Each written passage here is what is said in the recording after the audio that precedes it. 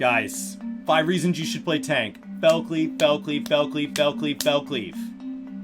Come on. Come on. What do you got for me, Welcome to another Desparius? 5 reasons video. Yeah, we already talked about all jobs in particular, but according to many questions on my live streams and in the comment section of many videos, some people still wonder if it's worth playing a tank in Final Fantasy XIV. And furthermore, if it is wise to start tanking as a newcomer. So let me try to put some emphasis onto the pros and cons of tanking. First of all, the whole topic depends heavily on the type of content you want to tackle as a tank, DPS or healer job.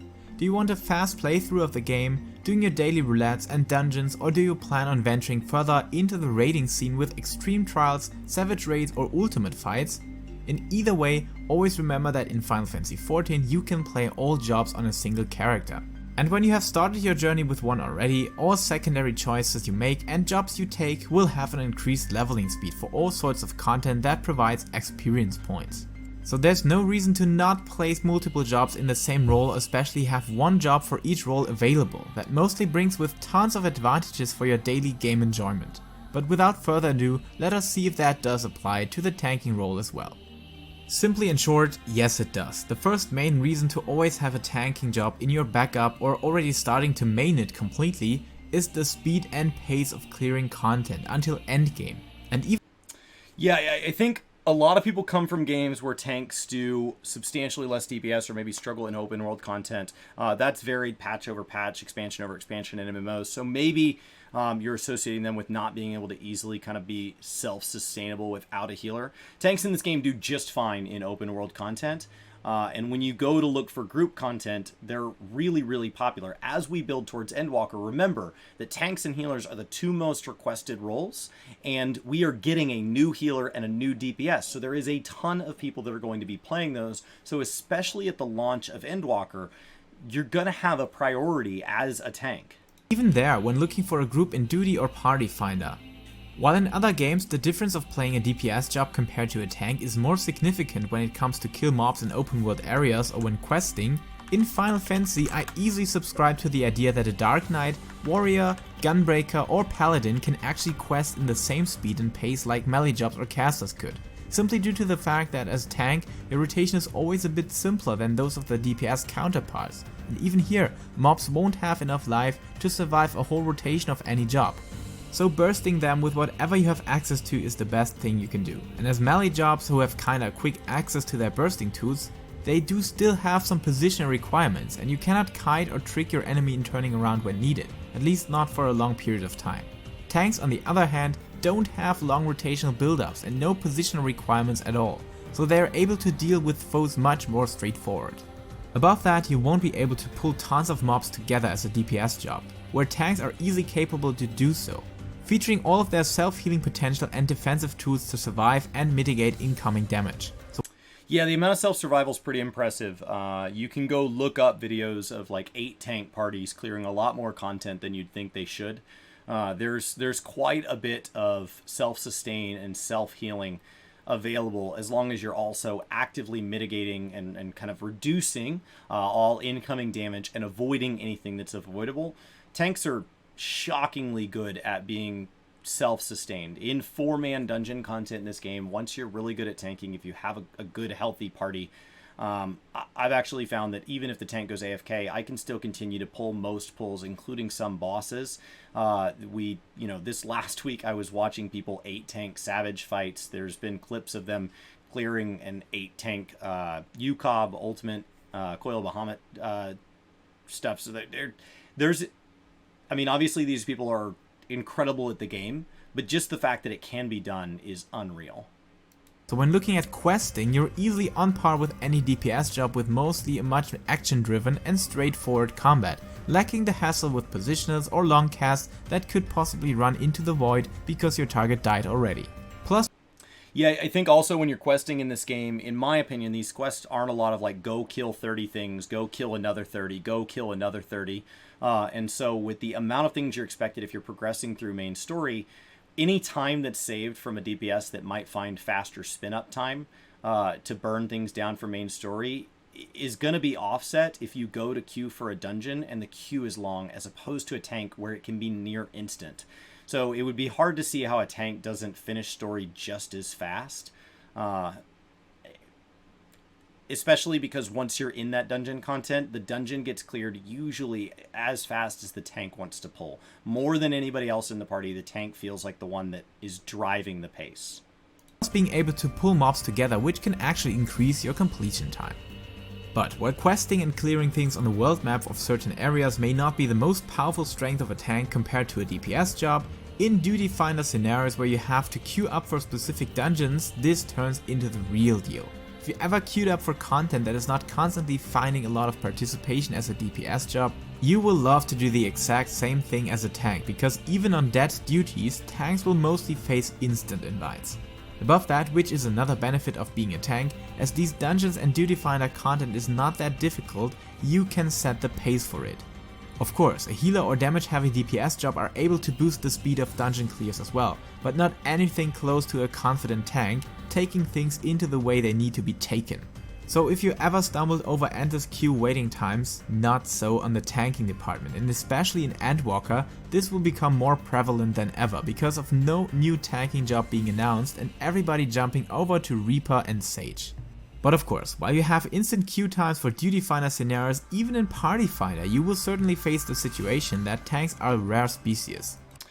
The exception here is alliance raids. I assume he'll touch on it in a minute, but to kind of help balance the parties and all that, because we have 3 8-man parties in your 24-man content, we actually reduce down to just 1 tank per party, because that still ends up being 3 tanks for what often is only 1 or 2 bosses. So you end up with even a tank to spare by cutting down to 1, which makes me find that when I'm doing my alliance raid roulette or I'm queuing for the 24-mans to that expansion, the tanks actually is a lot slower than queuing as a healer. That is the one exception that I found where I can't get slotted as a tank, outside of course, if you're going for Savage and the group just already has tanks. So maybe if you're playing with a static group of friends that already has people that want to tank, then that's a good reason for this conversation to shift with, well, how do you feel about healing? But picking either of these 2 roles is incredibly worthwhile, and they spent a ton of effort in Shadowbringers making sure that the bottom level of skill required to be acceptable in tanking all normal and casual content in this game is incredibly approachable. Of course, some mechanics put up some special responsibility on the mitigation role, but let us be honest, each fight on extreme or higher difficulty levels needs to be learned from each role's perspective. And most anxiety comes from people being frightened because they kinda have to relearn the whole thing again when switching. But when starting with that specific role directly, all of them kinda have the same difficulty level of tasks to accomplish. So if you're here for the all-in tanking main and feel passionate about it, in puck and party finder situations, you will always find a group for all sorts of content, and you could even throw in that you're new to the boss or not 100% sure how to deal with it. Most of the times I experienced the situation that all will be super helpful and glad to have found a tank at all. Or I even had many generous and helpful tanking mates that were patient and explained my tasks step by step.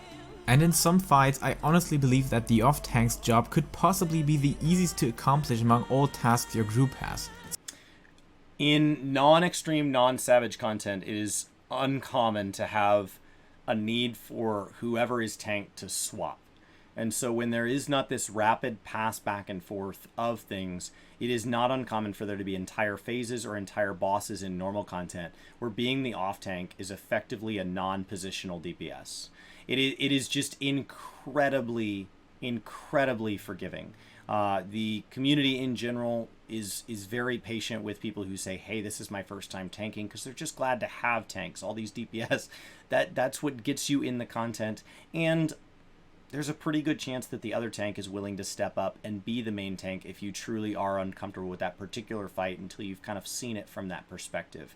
A lot of the normal content is about getting to the boss, facing it away from everybody else, and when you see it casting something that you don't know what it does, popping at least 1 defensive. That's where it starts. Yes, it can be done better than that, but honestly at the beginning, that's a pretty basic starting point for the casual content in this game. So give it a try and get your spots in literally every form of content instantly. Another thing that I'm always thinking about is forgiveness.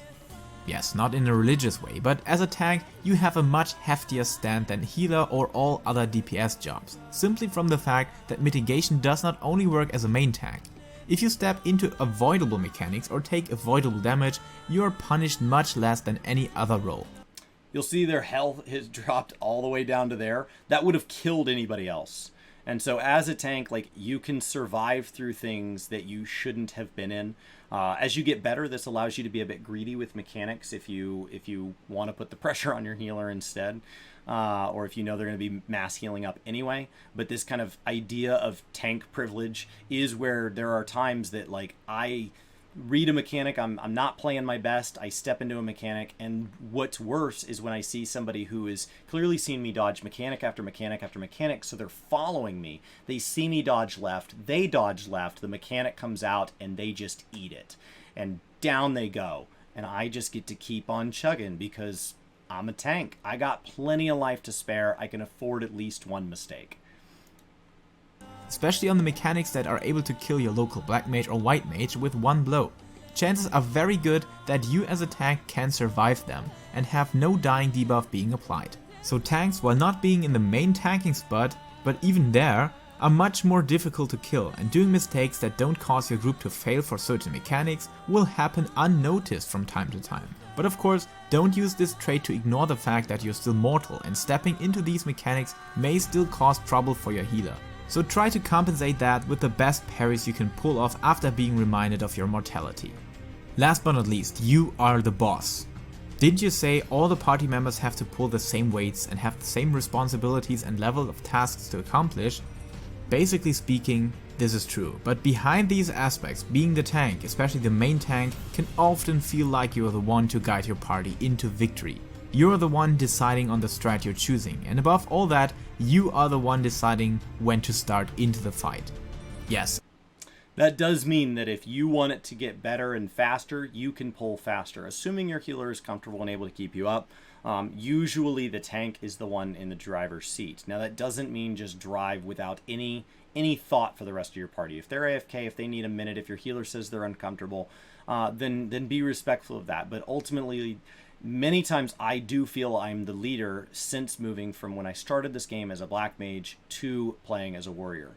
You set the pace. So when the thing goes, if somebody else pulls before you, there is this kind of concept, I'm not sure if it's a healthy community concept, that if somebody else pulls it, there is this idea in MMOs where you just let somebody else tank it because it is the tank's job to pull. It is also, unfortunately, with that responsibility, the job to be respectful of that. There are jobs that benefit from spin-up time. So when you are pulling a big boss, it is polite for a tank to do a 10, 15, or 20-second countdown timer to give those people the chance to spin up their rotation. But it's ultimately your choice. It's your choice if you want to be a polite tank or not. It's your choice if you want to be somebody that is respectful of what your party's wanting or what they're capable of. Ultimately, when you go into an Aram Veil run, it's the tank that usually can pull that whole first run and you guys just fall apart. The tank is the one who has the most control over the success of a party. In extreme or higher difficulty level content, this may not be relevant, and mostly the person with the best rating knowledge and experience is going for the leading role. But at least in Duty Finder or Party Finder content with randoms, I witnessed some very tough tanks pushing us through all the obstacles to come, and when playing tank for yourself, you also get drawn into that leadership role, but in a very positive way.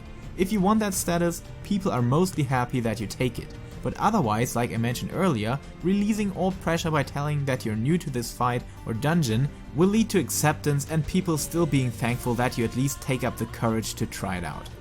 You can always ask questions, you can always ask what you need to know. Tanks very rarely are expected to spend a bunch of time dodging. There are a lot of things where there's these mechanics you have to move in and out of compared to other jobs.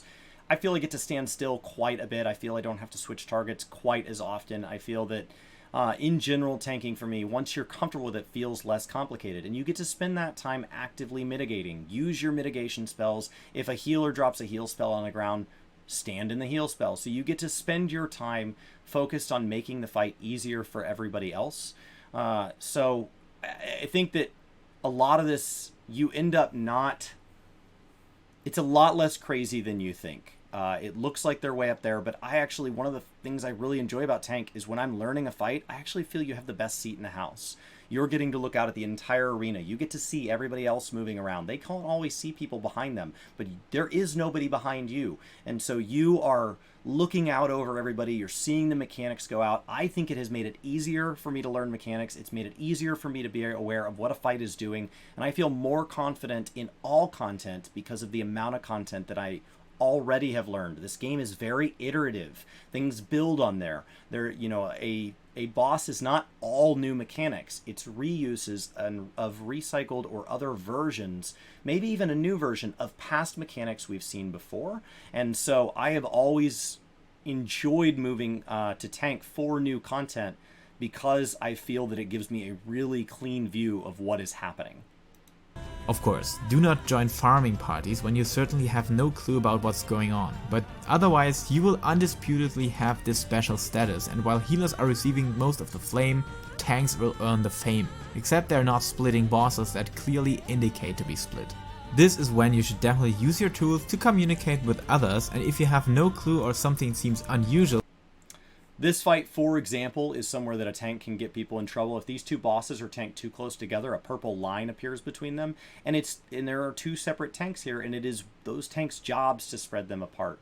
So if you don't know that, everybody will say tether, tether, tether, and if you don't know what that means, they're trying to get you to break the tether that's between them. And so this fight is an example of somewhere that if you just say, hey, I don't know, they'll say, hey, just make sure that when you pick one up, you drag them apart, or this is an example of a 24-man fight. There's 3 tanks, and so there is no rule that you have to be one of them until after you've seen it before. Obviously on day one everybody's learning, but as a tank you get used to kind of seeing these words and responding.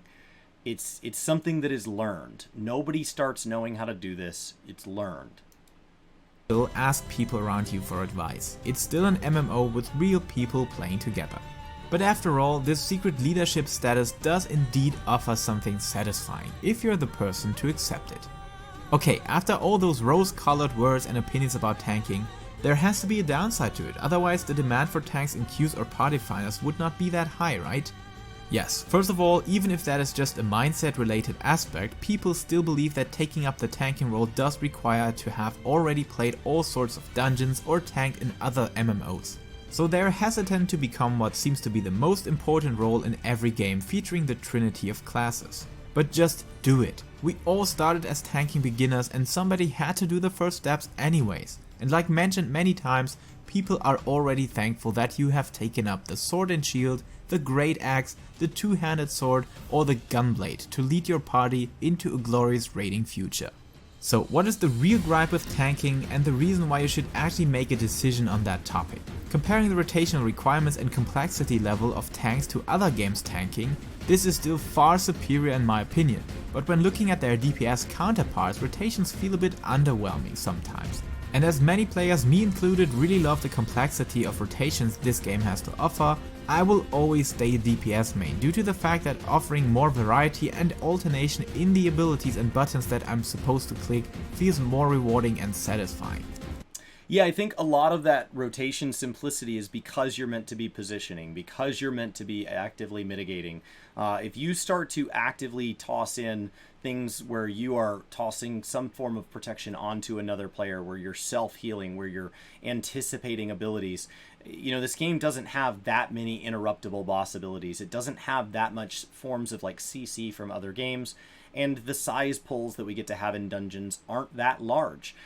So there is this comfort level that it feels very scary at first, but once you get there, to jump from first tanking to doing good enough to get through all the casual and normal content is actually a surprisingly fast learning curve. Now to take that from there to savage or extreme, where you may have much more specific positional timings where you need to be somewhere, you need to be casting a certain ability, you need to be casting your invuln at a specific time, there is this big leap. So I would say there's this very quick ramp up to being an acceptable tank, and then from there it jumps up a little bit.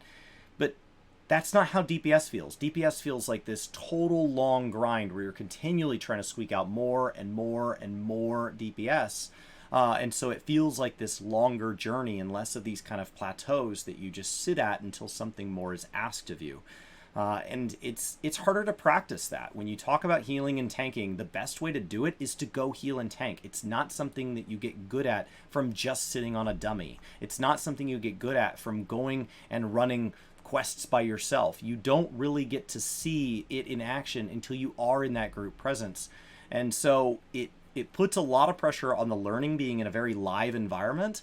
And then once you've actually gotten comfortable with it, because they've had to make it acceptable for that, it actually can feel like, okay, well, I've already seen this dungeon a bunch of times before. And so as a main tank, I've found that in Shadowbringers, while I've enjoyed the dungeons a great deal cosmetically and narratively, the dungeons this time around as a tank main are something that I don't find myself wanting to run 100 times.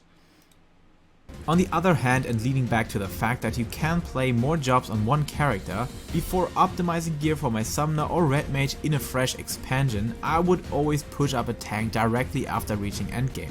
Just for the fact that switching between jobs and especially between roles is the most satisfying thing you can do in this game, and especially for being so different on the tasks and mechanics they need to take care of, raiding or even normal dungeons and duties never get boring. So whatever choice you make, don't hesitate to try out another role as well. Never leave your job selection lack a possible tanking job at all, because of the many advantages it offers having access to one.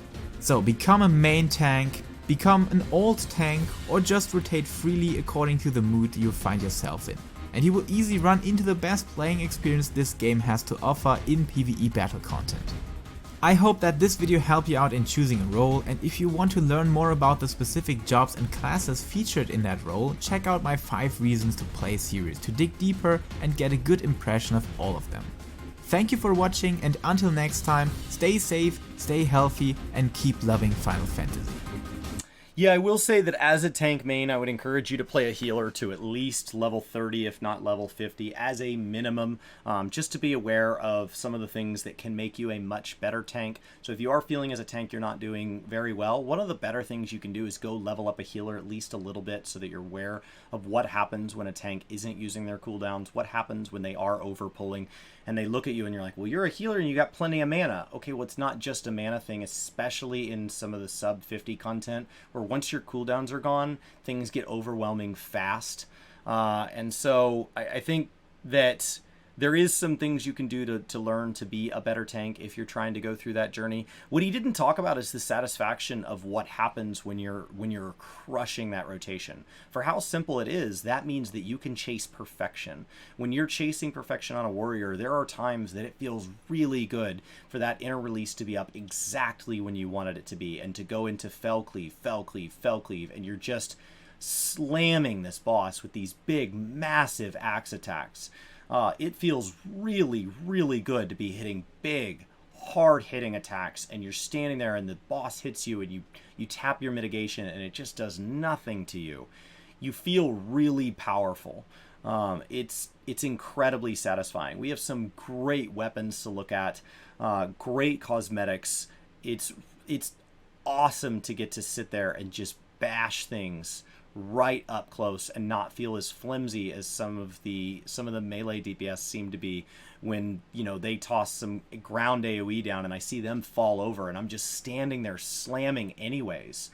The moment you get a full gunbreaker rotation off while you're in a trial fight for the first time and you're doing it all perfectly, it feels really good and it's really attainable because it's designed to be. So I think there's a ton of rewards, especially in just getting used to tanking for the first time. My personal preference is Warrior by far, but it's not that the other tanks don't have their moments that feel really good.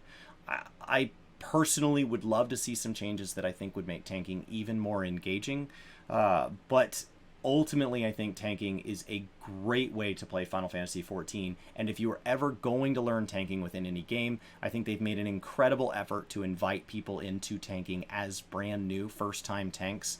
So I have found that by jumping into tanking in Final Fantasy, when I go back to games like World of Warcraft or when I go into games for the first time, I am much more comfortable taking on that role utterly blindly because of the progression that Final Fantasy XIV has given me in a skill set that I'm not sure I would have ever really done otherwise.